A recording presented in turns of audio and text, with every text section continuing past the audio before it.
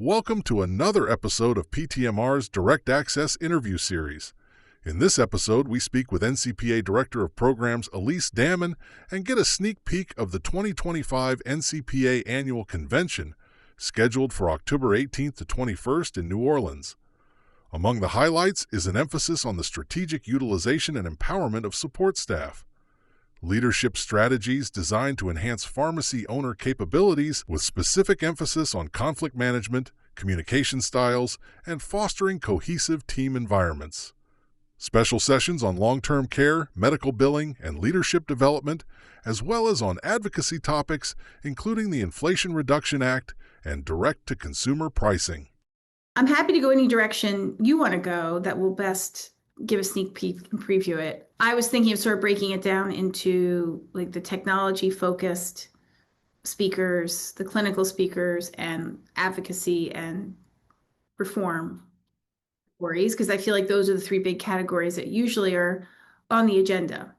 It's fine with me. Okay, perfect. I think what you touched on is great because we've got obviously programs in each of those areas. And then the other thing that is coming up for us a lot this year and that we kind of have, I always like to say we've got an undertone within our programming, a couple of undertones that we tend to have and try to make thematic throughout our programming. One is the inclusion of your support staff and utilization of support staff. So that's a big area of focus for us in all areas. It allows businesses to grow, thrive, gives people new responsibilities, allows teams to grow and get stronger. So that's something that we're really excited to have and continue. It's something we did last year and saw really great reception to.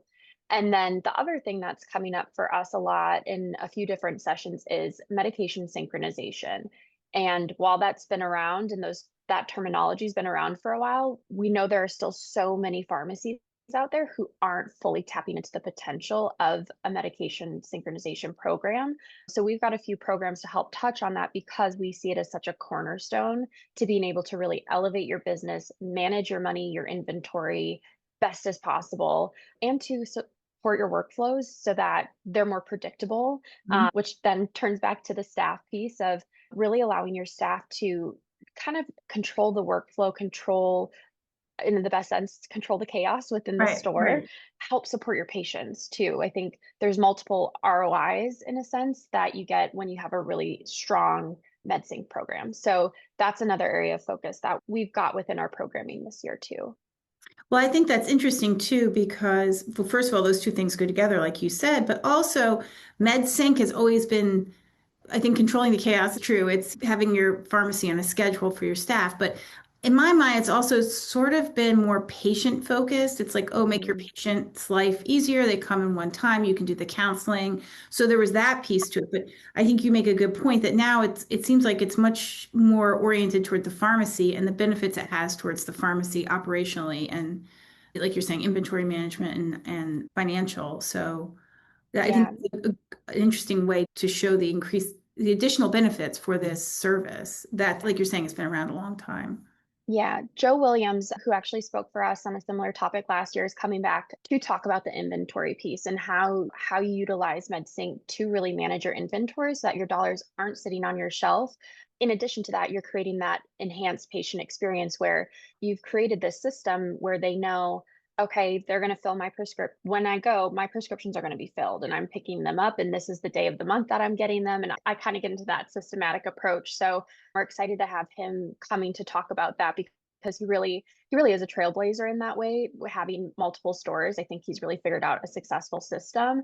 Actually talked with him yesterday about his session and he's it's not even a choice for me. Like we could not do what we do if we didn't have this program in place. And so part of what he's going to talk about, one is how that's best benefited the inventory and managing the finances within the pharmacy again, so you don't have that money sitting on your shelf, but also how that's looked with patients. And then we also have Logan, who's do a care coordination session for us that again has that MedSync undertone. So how are we utilizing care coordination for the patient so that we can really think about the services that we're providing them, making sure that they're getting the education, the healthcare that they need? How are we doing that with that utilization of the program? to really impact patient care in a successful way and include your staff in that process too. Right. So let's circle back to that, which was your first point, that there's a real emphasis to use your staff. It seems like this maybe comes out a little bit post-COVID, that this support staff was burned out, techs were burned out. A lot was asked of them and they didn't necessarily they felt burned out. Let's just leave it at that. So it seems like this emphasis and this increased awareness of how to increase their job satisfaction by giving them more meaningful work. Helping to elevate their roles. Yeah. We actually, so that's another session that we have too, that is leading, and he really has the data to support how having those elevated roles for your technicians, community health workers, your support staff members, how does that look again operationally? But then too, let's talk about the job satisfaction piece of it. So there'll be a technician joining him for that, for his session too, to say from the technician side of things, what has it looked like to be able to elevate my role, have these additional responsibilities? Obviously, state to state's a little bit different on what technicians can and can't do, but being able to allow our technicians to work to the top of their abilities really is allowing our pharmacists to then kind of take some of those tasks that our technicians are capable of and freeing up the time for the pharmacists to have those patient interactions, have consultations. Community health workers is another big area. And I think that's something that we're seeing grow throughout the nation in different areas. There's different type of funding available to support those roles because the community health workers are able to go into the homes, meet with the patients, check in to make sure, are they safe? Do they have food? Is there any type of community resources that we need to connect them with? So it's kind of having that really unique position to have multiple touch points within the community and to build those relationships with patients. So really understanding how to best utilize support staff, technicians, community health workers. What in turn does that relate to? How does that best support those individuals on the pharmacy team, their satisfaction? Hiring obviously is a big piece of, you're wanting to maintain staff and keep and retain them as much as possible. Training is expensive, having to start fresh with somebody. So how do we create environments, especially knowing it has been stressful and we have had staff getting burnt out? So how do we create those environments and really ensure that everybody on the pharmacy team is in a position to come to work and have a good day at work? And what are we doing from the business side of things? So it's interesting, right? We've got all these different sessions that we touch on all these different pieces, and as you pull them together, really the goal is, how do we have high functioning, successful, independent pharmacies that again go back to supporting the teams that are working there and are serving the patients in their communities. Right. And I mean, if everyone knows what they're doing and how it plays into the bigger success of the pharmacy, that has to make it easier also to implement new programs. Like if you come in with a new MTM or you want to change how you do your MedSync program. I will say sometimes I say MTM and MedSync, but we're talking about MedSync. Then you want your staff to be comfortable doing that. You want your techs to be empowered to do what they can do, like you're saying, based on the state you're in. And then in the long run, that will benefit everybody, especially not just the patients, but the pharmacy as well, as far as being successful, like you're saying. Absolutely. And we know, go ahead. Oh, I was just going to add, and we know that it's not always, things are going to come up. Actually, one session that we have, Kelly Babcock from the Leadership Growth Formula is going to lead it. And it's going to be focused on managing conflict amongst pharmacy teams so that we can understand it's really going to focus on the emotional intelligence piece, understanding different communication styles. And again, it comes back to, how do we create that cohesive environment on the pharmacy team, ensure that people feel supported, and really understand what is going to create that most successful environment for them to thrive in. So we're really looking forward to that session as well. Yeah, I think I always found that you can only pop into so many Right.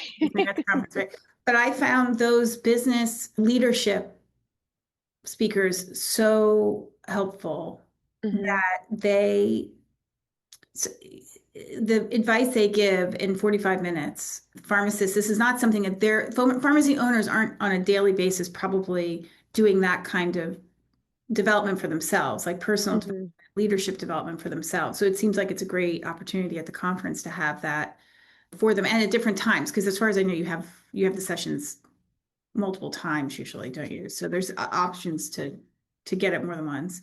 Yeah, we tend to. So I won't, this year we don't have any repeating Oh, sessions necessarily, but we do have topics that where there are different parts of the conversation. So if you're not able to attend one, there are other ones that will typically touch on similar topics or right. tangential topics. But the other thing too is that anyone who attends the annual convention, they have access to all of the slides that are for all of the presentations. So it's a good problem for us to have. We love to hear there's too many good sessions to choose at the same time, because that means that we're hearing the feedback correctly, and we're responding correctly to what the needs are. But in that same sense, if you're trying to struggle between going to two sessions, a couple of pieces of advice that we always give to attendees is, if you've got multiple members of your team, let's divide and conquer. Let's send people into different rooms, and that way you can always come back, reconvene, and discuss.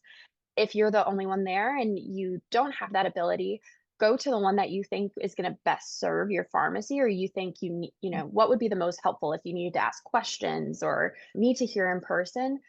Go to that session. You can always access those materials for the other sessions. And I will say, our speakers, we're very fortunate. Our speakers are always so gracious and kind and always willing to, entertain questions and follow up conversations. So I think that's another great thing with the speakers and faculty that we have serving, is they really want to see these pharmacy owners and businesses succeed. So they are there 100% to support them too. Yeah, which is great because a lot of times that's where some of the key learning comes is you're standing around hmm listening to other people ask questions and you're like, oh, it's a great question. I wouldn't have thought to ask that. And you learn something new. Yep. So that sort of off the stage conversation can lead to a lot of growth as well. Yes. What sort of, advocacy and policy issues will you be highlighting at the conference this year? So one of the big things is going to be the Inflation Reduction Act, just making sure that we've got up-to-date information getting out to our members. The other thing too that we're really excited for, there's been a lot of state wins and state successes over the last year. So pulling together a panel of those individuals who have helped either have a hand in it, whether they were the grassroots movement, if they're at the local state association, but getting to hear from different perspectives in different states what they were able to do to achieve that success in their state and what they were able to accomplish. So ultimately helping to build out the toolkit for others to then bring back home to enhance the conversations they're having with their legislators, their state associations. So that's something that we're really excited for as well, because I think that'll generate a lot of conversation and ideas. And that's our goal, right? Every time somebody leaves a session, my goal is always, what are they taking away from that session, that when they go back to their pharmacy, what's the first thing that they're going to do because they attended that session, or say to their team, hey, we're going to focus in this area. So I think that's going to be a great opportunity for discussion, to really hear different ideas and help hopefully to inspire even more change to happen. So those are a few of them. We're also going to be talking about direct to consumer pricing. I know there's questions around that, as well as DSCSA. So a good array of topics specific to the policy and advocacy arena, just to make sure that we're hitting on some of the biggest things. We're also going to have the team from Sykes and Company coming to talk about the big beautiful bill, and two, what does that look like from an accounting standpoint, and how is that going to impact operations. And so we're excited to have them joining us for that, because of two, I think it's all of these pieces coming together again. How are these things impacting your business? What tools do you need, or things that you need to know, or actions you need to take in the next few months to best prepare yourself, so that our attendees can leave with those kind of to-dos when they go back to their pharmacies. Right. Not only be excited about maybe trying some new programs or ideas in their pharmacy, but also how to be prepared. Mhm. That's where I do also spend a lot of time is walking around the exhibit hall. What are you expecting for the exhibit hall? Do you have any new vendors you're excited about? Just to know how many new. I know we've always got new exhibitors coming in. Our business development team's really great at finding new and novel solutions for our pharmacies. So I would say it's definitely the can't miss opportunity. You're there. It's the time to talk, have those conversations. If you've been interested in a new technology, service, solution, product to have within your store, this is that chance to have those one-on-one conversations. And then with the quick consults, that's again a great opportunity to hear directly. So those are mini non-CE presentations led by the company. There's a couple other topics that will be peppered throughout, but those, again, those small kind of on the floor conversations, it's a great time to quick step in, listen in, and get it. And then if you have any questions, you can also then go and follow up too. Yeah. In New Orleans, any special events or any, non-work related activities you're excited about? I think the area itself is just great. I mean, we're all at one host hotel, so it's going to be the convention center is a great convention center, a lot of space there. And I think too, a lot within walking distance as far as some of those main attractions and events. So that's something that we're looking forward to too, that there's a lot for everyone to do that after they've attended a full day of going to the exhibit hall, going to sessions. There's that ability to have easy access to restaurants and activities to kind of have some of that downtime too. Right. Be busy with fun things too. Exciting about the conference is pharmacists are under a lot of pressure. And so when you come to NCPA for this conference, you really, just even everything you're talking about, it's kind of exciting. Like there are these opportunities. And so here you have these 3 days or 4 days to kind of reinvigorate that spirit of entrepreneurial and clinical care that pharmacy is known for. Mm-hmm.